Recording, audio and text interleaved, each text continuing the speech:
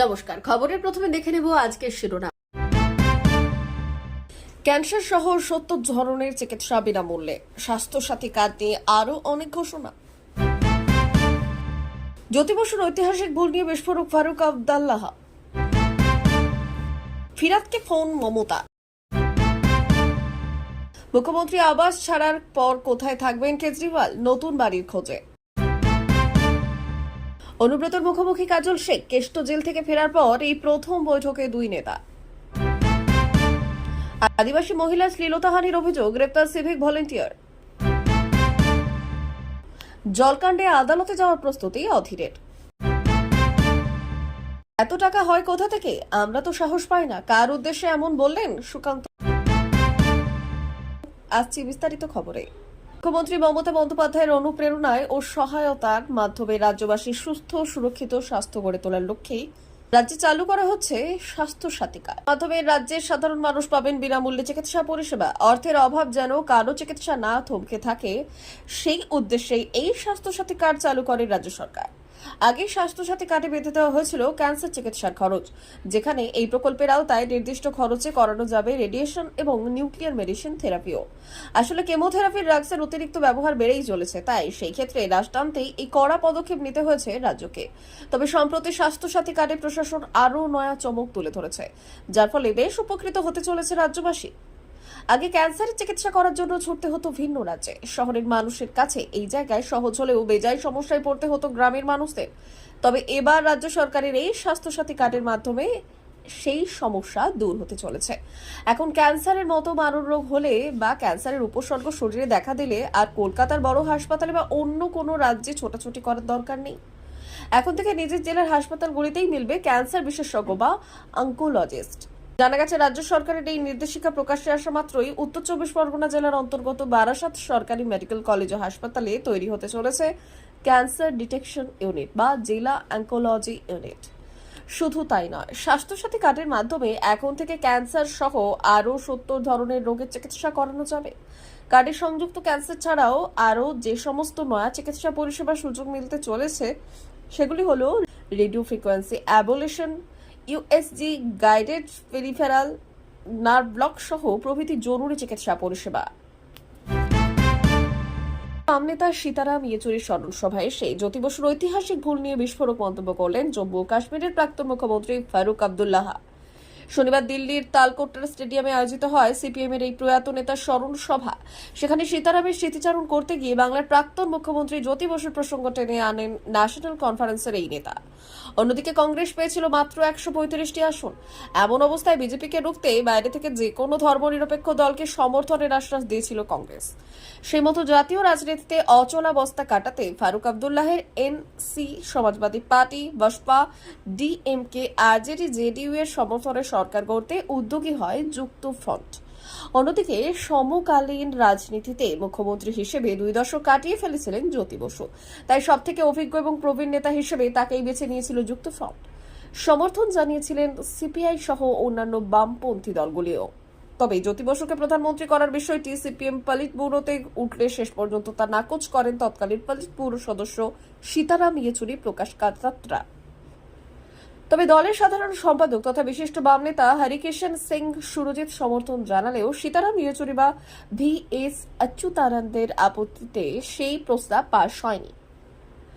আর এই ঘটনাকেই পরবর্তীতে ঐতিহাসিক ভুল বলে আখ্যায়িত করেছিলেন জ্যোতি বসু। তবে জ্যোতি বসু প্রধানমন্ত্রী হলে দেশের বর্তমান পরিস্থিতি এমন হতো না। এই কথাতে যদিও গত ২ দশকের মোদী সরকারের হিন্দুত্ববাদী রাজনীতিতে কটাক্ষ করেছেন ফারুক। কারণ সেই সময় যদি জ্যোতি বসু প্রধানমন্ত্রী হতেন তাহলে হয়তো অস্থিরতার সুযোগে বিজেপির উত্থান কিছুটা হলেও প্রতিহত হতো। তার কারণে জ্যোতি বসু প্রধানমন্ত্রী না হওয়াতে সেই জায়গায় নেন বিশ্বনাথ প্রতাপ সিং বা ভিপি সিং। কিন্তু সেই সরকার বেশি দিন না টেকায় ১৯৯৯ সালে ক্ষমতায় চলে আসে এনডিএ সরকার, যার প্রধানমন্ত্রী পুনর্নির্বাচিত হন অটল বিহারী বাজপেয়ী। এই দিন ফারুক আবদুল্লাহ ছাড়াও সীতারামের স্মরণ সভায় হাজির ছিলেন কংগ্রেস সভাপতি মল্লিকার্জুন খার্গে, বিরোধী দলনেতা রাহুল গান্ধী ও কেরলের মুখ্যমন্ত্রী পিনারাই বিজয়ন ও ডিএমকে নেত্রী কানি মোঝি। সেপ্টেম্বরের মাঝামাঝি আচমকাই অসুস্থ হয়ে দিল্লির একটি হাসপাতালে শেষ নিঃশ্বাস ত্যাগ করেন সিপিএম এর এই প্রবীণ নেতা। বন্যা পরিস্থিতি খতিয়ে দেখতে মালদার মানিকচকের গোপালপুরে যান রাজ্যের মন্ত্রী ফিরহাদ হাকিম। সেখানে দুর্গতদের সান্ত্বনা দিতে ফোনে বার্তা দেন মুখ্যমন্ত্রী মমতা বন্দ্যোপাধ্যায়। তিনি সরাসরি জানিয়ে দেন, আমি জানি আপনাদের কষ্ট হচ্ছে, প্রতি বছরই এমন পরিস্থিতির সৃষ্টি হয়, কিন্তু এবছর বৃষ্টি ভেঙে যাওয়ার কারণে কষ্ট আরো বেড়েছে। আমরা বৃষ্টি পুনর্নির্মাণ করব, এই বিষয়ে আপনাদের ভরসা রাখতে হবে। মুখ্যমন্ত্রী আরো জানান, যারা এই বন্যার কারণে প্রাণ হারিয়েছেন তাদের পরিবারের পাশে রয়েছে সরকার। মৃতদের পরিবারকে 2 লক্ষ টাকা করে সাহায্য দেওয়া হবে বলে তিনি ঘোষণা করেছেন। মুখ্যমন্ত্রীর এই আশ্বাস দুর্গতদের মধ্যে কিছুটা হলেও স্বস্তি এনে দিয়েছে। আর ফিরহাদ হাকিম পরিদর্শন করে পরিস্থিতি মোকাবিলার ব্যবস্থা নেওয়ার নির্দেশ দিয়েছেন। আওয়ামী লীগ নেতা অরবিন্দ কেজরিওয়াল দিল্লির শীঘ্রই সিভিল লাইন্স এলাকার সরকারি মুখ্যমন্ত্রী আবাস খালি করতে চলেছেন এবং তিনি নতুন দিল্লির নির্বাচনী এলাকার কাছে একটি নতুন বাড়ির সন্ধান করছেন। সম্প্রতি দিল্লির মুখ্যমন্ত্রীর পদ থেকে পদত্যাগ করার পর কেজরিওয়াল জানিয়েছেন যে নবরাত্রি উৎসবের সময় অক্টোবরের প্রথম সপ্তাহে তিনি সরকারি ফ্ল্যাগস্টাফ রোডের আবাসটি খালি করবেন। সাধারণ মানুষের পার্টির একটি বিবৃতিতে বলা হয়েছে যে কেজরিওয়াল শীঘ্রই নতুন আবাস খালি করবেন এবং তার নতুন বাড়ির খোঁজ শুরু করেছেন। তিনি নতুন দিল্লির বিধানসভা এলাকার নিকটবর্তী একটি বাড়ির খোঁজ করছেন যাতে তিনি সেই এলাকার মানুষদের সঙ্গে যুক্ত থাকতে পারেন। কেজরিওয়ালের জন্য আবাসের প্রস্তাব দিতে আপ বিধায়ক কাউন্সিলর এবং বিভিন্ন সামাজিক ও অর্থনৈতিক পটভূমির সাধারণ মানুষও এগিয়ে আসছেন। কেজরিওয়াল তার স্ত্রী, সন্তান এবং বৃদ্ধ বাবা মায়ের সঙ্গে থাকতেন। এছাড়াও আপ কেন্দ্র সরকারের কাছে কেজরিওয়ালকে একটি সরকারি আবাস দেওয়ার দাবি করেছে, কারণ তিনি একটি জাতীয় দলের নেতার পদে রয়েছেন। এটি কেজরিওয়ালের নতুন আবাস নিয়ে গৃহকর্তার গুরুত্বপূর্ণ ভূমিকা পালন করবে এবং দিল্লির রাজনৈতিক দৃশ্যে এটি একটি গুরুত্বপূর্ণ পরিবর্তনের প্রতীক হিসেবে কাজ করবে। শনিবার বিকেলে বোলপুরে তৃণমূল কার্যালয়ে অনুব্রত মণ্ডলের সঙ্গে দেখা করতে আসেন বীরভূম জেলা পরিষদের সভাধিপতি কাজল শেখ। এই সাক্ষাৎকারের পরেই জেলা রাজনীতিতে নানা সমীকরণের ইঙ্গিত। মঙ্গলবার 2 বছর পর জামিনে মুক্ত হয়ে বোলপুর ফিরছেন অনুব্রত মণ্ডল। প্রকাশ্যে কেউই কারোর বিরুদ্ধে কোনো বিরূপ মন্তব্য না করলেও প্রথমে জেলা রাজনীতির এই 2 ব্যক্তিত্বের সংঘাতের ছবি সামনে এসেছিল। বুধবার বোলপুরে দলীয় পার্টির অফিসে নিজের অনুগামীদের সঙ্গে অনুব্রত মণ্ডল যখন বৈঠক করছেন, ঠিক তখনই নানুরের একটি দলীয় সভা থেকে হুঙ্কার দিয়েছিলেন কাজল শেখ।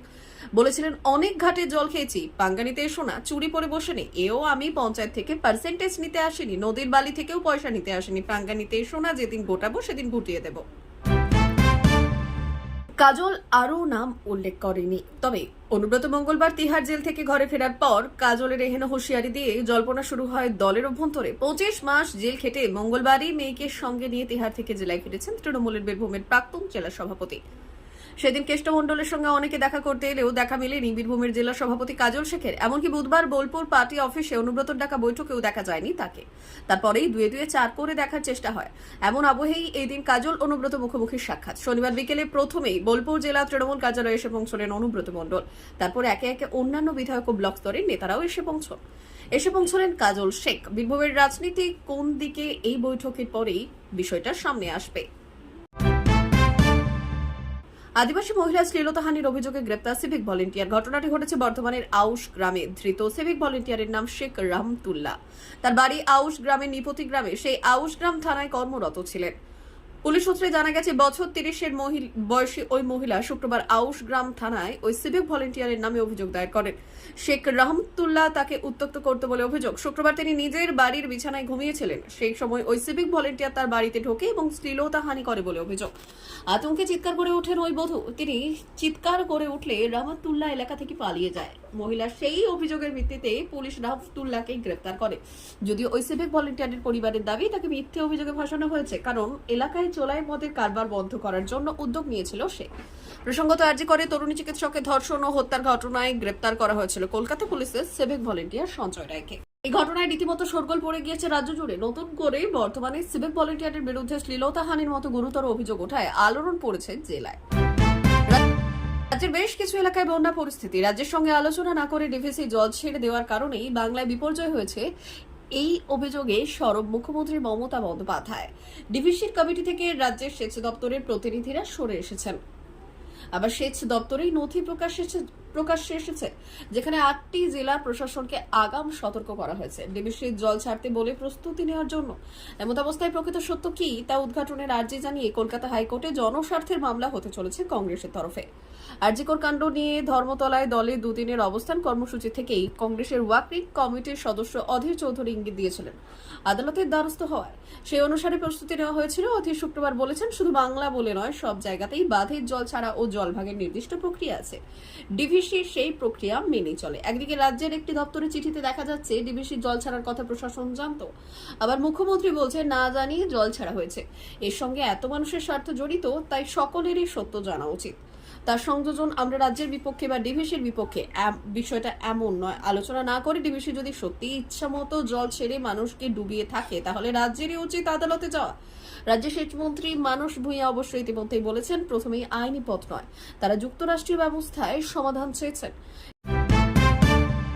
এ রাজ্যে মুখ্যমন্ত্রীকে দলের নেতারা সততার প্রতীক বলে আখ্যা দেন, কিন্তু তৃণমূলের আমলে একটা কাউন্সিলরের যেভাবে আঙুল ফুলে কলাগাছ হয়ে গিয়েছে, তা হয়তো কোশমিন কালেও আর অন্য কারোর মধ্যে খুঁজে পাওয়া যাবে না, অন্তত তেমনটাই মনে করছে বিরোধীরা। আর এই পরিস্থিতিতে দুর্নীতি নিয়ে বিরোধীরা যে লাগাতার অভিযোগ করছে, তার নতুন কিছু নয়। তবে এবার কাউন্সিলরদের বিলাসবহুল আদব কায়দায় এবং সম্পত্তি নিয়ে কটাক্ষ করলেন বিজেপির রাজ্য সভাপতি তথা কেন্দ্রীয় মন্ত্রী সুকান্ত মজুমদার। মতো এ ব্যাপারে সুকান্ত বাবুকে একটি প্রশ্ন করা হয়, আর সেই প্রশ্নের উত্তর দিতে গিয়ে তিনি বললেন, একজন কাউন্সিলরের কি আচরণ, সেই গাড়ি কি ছাইপাস নাম আমিও জানি না, বড় বড় গাড়ি নিয়ে ঢুকছে, সন্ধ্যেবেলা হলেই 5 স্টার হোটেলে চলে যাচ্ছে, কোটি কোটি টাকার সম্পত্তি। এত টাকার সম্পত্তি হয় কি করে? একজন কাউন্সিলরের যা সাম্মানিক, তাতে এই সমস্ত ব্যয়বহুল জীবনযাপন চালানো কি করে? আমাদেরও তো পরিবার আছে, আমরা তো এইরকম জীবনযাপন করার সাহস পাই না, আর আমাদের ইচ্ছেও নেই। প্রিয় দর্শক, আমাদের চ্যানেলের নিয়মিত ভিডিও পেতে চ্যানেলটি সাবস্ক্রাইব করুন।